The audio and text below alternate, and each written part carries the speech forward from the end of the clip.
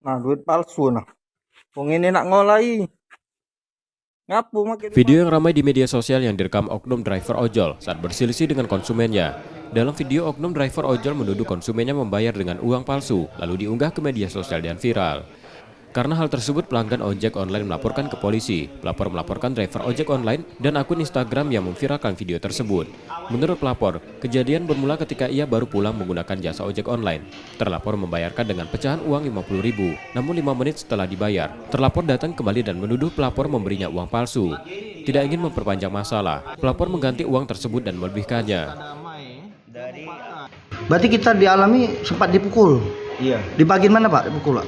Di tangan sama di sini kan. di kaki gitu Pak ya?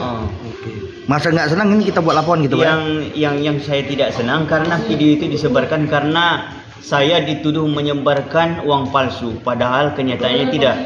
Uang itu bukan palsu Pak, uang itu asli. Kini laporan tersebut sudah dalam penanganan polisi. Yudi Kiswanto, Kompas TV, Palembang, Sumatera Selatan.